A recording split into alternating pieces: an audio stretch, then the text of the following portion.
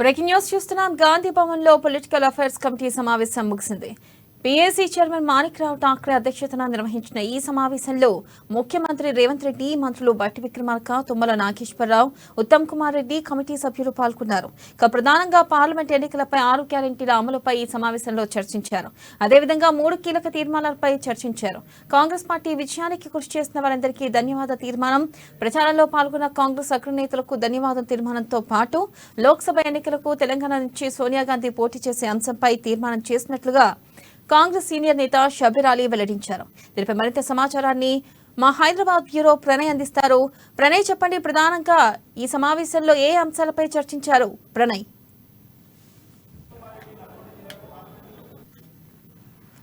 చెప్పండి.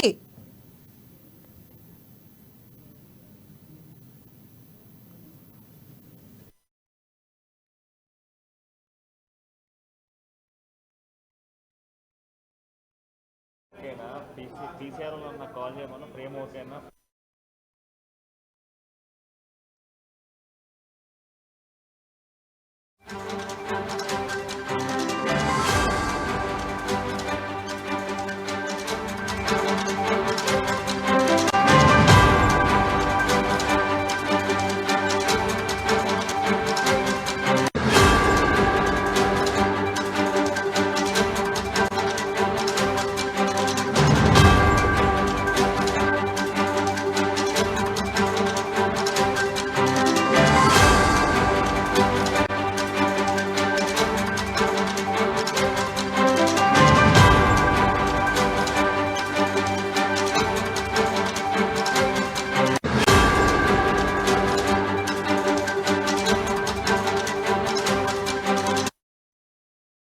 Breaking news చూస్తున్నాం. గాంధీ భవన్ లో పొలిటికల్ అఫైర్స్ కమిటీ సమావేశం ముగిసింది.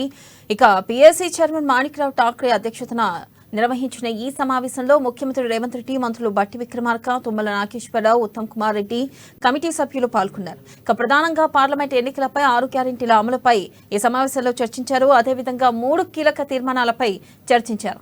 కాంగ్రెస్ పార్టీ విజయానికి కృషి చేసిన వారందరికీ ధన్యవాద తీర్మానం, ప్రచారంలో పాల్గొన్న కాంగ్రెస్ అగ్రనేతలకు ధన్యవాదం తీర్మానంతో పాటు లోక్సభ ఎన్నికలకు తెలంగాణ నుంచి సోనియా గాంధీ పోటీ చేసే అంశంపై తీర్మానం చేసినట్లు కాంగ్రెస్ సీనియర్ నేత షబీర్ అలీ వెల్లడించారు. దీనిపై మరింత సమాచారాన్ని మా హైదరాబాద్ బ్యూరో ప్రణయ్ అందిస్తారు. ప్రణయ్ చెప్పండి, ప్రధానంగా పీఏసీ సమావేశంలో ఏ అంశాలపై చర్చించారు? ప్రణయ్. Thank you వెనల. ఇప్పటివరకు కూడా పొద్దున్న నుంచి ఏదైతే పిఎస్సికి సంబంధించినటువంటి సమావేశం కీలకంగా మారింది. అయితే పొద్దున్న నుంచి కూడా ఈ సమావేశం అయితే కొనసాగుతున్న సిచ్యువేషన్స్ కనబడతా ఉన్నాయి. అయితే ఈ నేపథ్యంలోనే ఈ యొక్క పార్లమెంట్ ఎన్నికలకు సంబంధించి, అంటే మనం ఉదయం నుంచి మాట్లాడుకుంటున్నాం, పార్లమెంట్ ఎన్నికలకు సంబంధించిన నేపథ్యంలోనే ఈ యొక్క ఎన్నికలకు సంబంధించినటువంటి నేపథ్యంలో ఏ అభ్యర్థులకు సంబంధించినటువంటి మొత్తం 17 పార్లమెంట్ సెగ్మెంట్లకు సంబంధించి ఏ సెగ్మెంట్లలో ఎవరెవరు ఇన్ఛార్జీలు వ్యవహరించాలి అనే దానిపైన కీలకమైనటువంటి సమావేశం అయితే నిర్వహించినట్టుగా తెలుస్తోంది. అండ్ దీంట్లో ప్రధానంగా మనం చూసుకుంటే ఇటు సీఎం రేవంత్ రెడ్డికి సంబంధించి చూస్తే ఇటు ఏదైతే పరిగితో పాటుగా అండ్ అదేవిధంగా మనం చూసుకుంటే మహబూబ్నగర్ నియోజకవర్గం, ఈ రెండు ఏదైతే చేవెళ్ళ పార్లమెంట్ సెగ్మెంట్తో పాటుగా ఇటు మనం చూసుకున్నట్లయితే మహబూబ్నగర్కి సంబంధించినటువంటి ఈ 2 పార్లమెంట్ సెగ్మెంట్లు సీఎం రేవంత్ రెడ్డి ప్రాతినిధ్యం వహించబోతా ఉన్నారు. ఇక ఆ తర్వాత మనం చూసుకున్నట్లయితే బట్టికి ఆదిలాబాద్కి సంబంధించినటువంటి నియోజకవర్గాల్లో ప్రాతినిధ్యం వహించేటువంటి అవకాశాలు ఉన్నాయంటూ కూడా ఇప్పుడు గాంధీ భవన్ వర్గాలు అయితే వెల్లడిస్తున్న సిచ్యువేషన్స్ అయితే కనబడతా ఉన్నాయి. ఇక మరోవైపు మనం చూసుకున్నట్లయితే కాంగ్రెస్ పార్టీ క్రియాశీలకంగా కూడా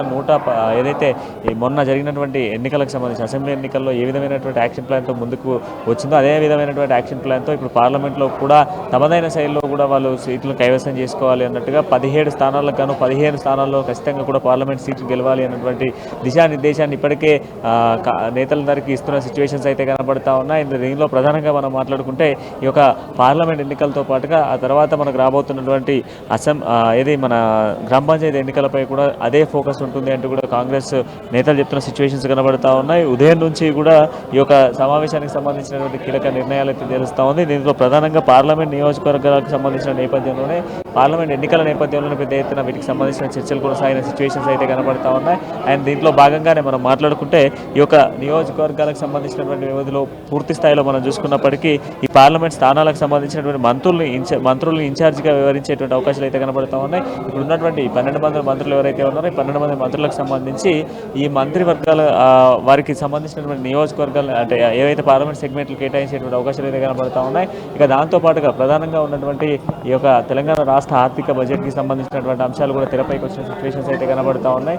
ఈ తెరపైకి వచ్చినటువంటి సిచ్యువేషన్స్లో ప్రధానంగా మనం చూసుకుంటే ఈ యొక్క ఆర్థికానికి సంబంధించి ఏదైతే బడ్జెట్కి సంబంధించినటువంటి విషయంతో పాటుగా విద్యుత్కి సంబంధించినటువంటి దాంట్లో కీలక అంశాలు ఉండబోతా ఉన్నాయి. దాంతోపాటుగా ఇరిగేషన్కి సంబంధించినటువంటి అంశాలు కూడా ఉండబోతున్నాయి. అయితే ఈ మూడింటికి సంబంధించినటువంటి నేపథ్యంలో 3 రోజుల పాటు ఏదైతే అసెంబ్లీ సెక్షన్స్ ఉండబోతా ఉన్నాయి ఈ 3 రోజుల పాటు అసెంబ్లీ సెక్షన్స్లో నిర్వహించబోతా ఉన్నారు. అయితే అసెంబ్లీ సెగ్మెంట్లో కూడా 3 రోజులలో మొదటి రోజు మనం చూసుకున్నట్లయితే ఇరిగేషన్కి సంబంధించి, రెండో రోజు విద్యుత్కి సంబంధించి, ఇక 3వ రోజుకి సంబంధించి మనం మాట్లాడుకుంటే 3వ రోజు వచ్చేసి మనకు ఏదైతే ఆర్థిక లావాదేవీలకు సంబంధించినటువంటి అంశాలపై మాట్లాడే అవకాశాలు అయితే కనబడతా ఉన్నాయి. అండ్ దీంట్లో ప్రధానంగా మనం చూసుకున్నట్లయితే ఈ యొక్క 3 అంశాలకు సంబంధించిన వాటిల్లో కూడా క్లియర్గా మాట్లాడే అవకాశాలు కనబడుతుంది. ఇక 17 పార్లమెంట్ సెగ్మెంట్లకు సంబంధించిన నేపథ్యంలో ప్రతి నియోజకవర్గం ఏదైతే సెగ్మెంట్లకు సంబంధించి ప్రతి సెగ్మెంట్కి మంత్రులను ప్రాతినిధ్యం వహించబోతా ఉన్నారు. ఇప్పటికీ సీఎంతో పాటుగా డిప్యూటీ సీఎంకి సంబంధించినటువంటి ఈ ఇద్దరికి సంబంధించినటువంటి ఏ ప్రాంతాల్లో వీళ్ళు ప్రాతినిధ్యం వహించబోతా ఉన్నారు అన్నటువంటి మాత్రం వివరాలు అయితే బయటకు వచ్చాయి. మిగతా వివరాలు కూడా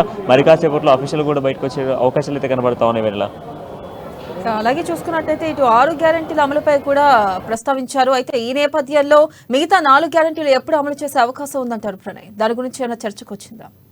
ఇప్పటిదాకా మనం మాట్లాడుకున్న దాంట్లో ఇప్పటికీ 6 గ్యారెంటీల నేపథ్యంలో ఈ 6 గ్యారెంటీలు ప్రధానంగా మనం చూసుకున్నట్లయితే మొదట మనం చూసుకున్నట్లయితే 2 గ్యారెంటీలు ఆల్రెడీ ప్రకటించిన సిచ్యువేషన్స్ ఉన్నాయి. ఏదైతే మహిళలకు సంబంధించినటువంటి మహాలక్ష్మి పథకం అండ్ దాంతోపాటుగా ఆరోగ్యశ్రీకి సంబంధించినటువంటి ఆరోగ్యానికి సంబంధించినటువంటి ఈ 2 పథకాలు అయిపోతే మిగతా బ్యాలెన్స్గా ఉన్నటువంటి 4 పథకాలకు సంబంధించిన విషయంలో ఇరిగేషన్ కావచ్చు అండ్ దాంతోపాటుగా మనం చూసుకుంటే విద్యుత్ కావచ్చు, దాంతోపాటుగా బడ్జెట్కి సంబంధించిన అంశాలు కావచ్చు, వీటన్నిటిని కూడా సుదీర్ఘంగా చర్చించబోతా ఉన్నారు. 3 రోజులు అసెంబ్లీ సెగ్మెంట్ 3 రోజుల పాటు కూడా అసెంబ్లీ నిర్వహించిన అనంతరం కూడా వారికి సంబంధించిన లావాదేవీలు ఉన్నటువంటి ఎంత రావాల్సినటువంటి అసలు ఎంత అన్నటువంటి వివరాలన్నింటినీ కూడా అసెంబ్లీ వేదికగా బయటకు వచ్చిన తర్వాత మిగతా బ్యాలెన్స్గా ఉన్నటువంటి ఆ 4 గ్యారెంటీలు ఏవైతే ఉన్నాయో వాటిని అమలు చేసే దిశగా కూడా కాంగ్రెస్ పార్టీ ప్లాన్ చేస్తూ ఉంది.